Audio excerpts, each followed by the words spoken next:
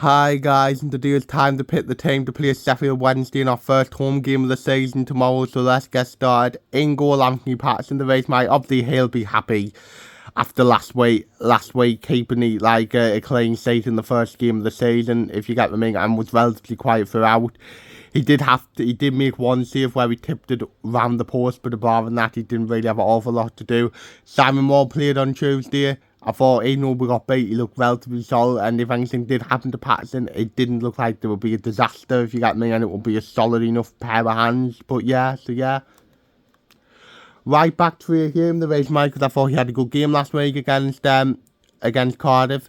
Dealt with Willock relatively well, even though he was bright and looked their most likely player if you get to do anything, if you get what I mean. So yeah, I still think Sunderland need a right back before the end of the transfer window, because if anything happened to Hume, who plays there, it looks like Pembele is going out on loan, and Johnson might be going out on loan as well. Plus, he isn't the right back.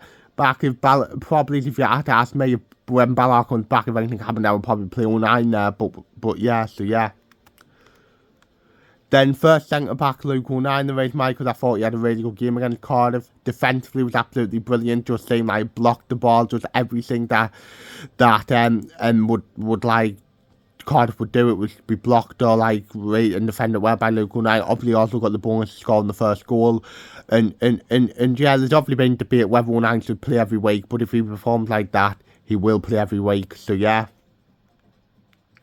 Then next to him, Lacey, I thought he had a solid game at centre-back as well. Like, 09 defended really well, block shots and stuff like that. And yeah, it was really good to see. And yeah, I'm looking forward to see how the next few weeks he does it, like how it develops at centre-back, playing against better teams. So yeah.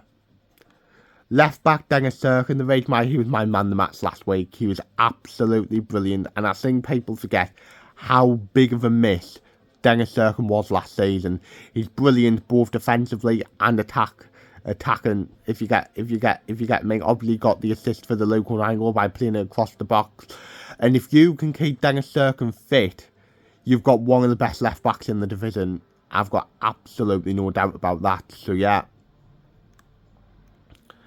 First centre mid Dan Neil, I would probably say he was our weakest performer last week. He weren't terrible by any means, but where everybody else might just got a 7, he would have just got a 6, if you get what I mean.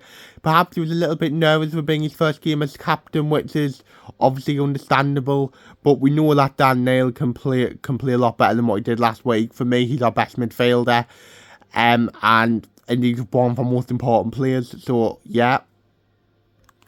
First, then next to him, Alan Brown. I was really impressed with Alan Brown last week, I thought, and everything I said last week, he proved. And I just so love, I mean, and I never thought I would say this, I so much appreciate having a 29-year-old midfielder in there, just with a bit of know-how, experience, everything that we're being lacking, he delivered that last week, knew when was in the right place when we needed him to be, and like I've always said, I think he tried to get forward when he can as well, and like I said, I just think he'll be a really, really good signing for us this season, so yeah. Right wing Pat Roberts, I don't think he was too involved in the game last week, but what he did do, he done reasonably well. He put the crossing, what led to Sirkin singing it across the box for Luke O'Nien to score.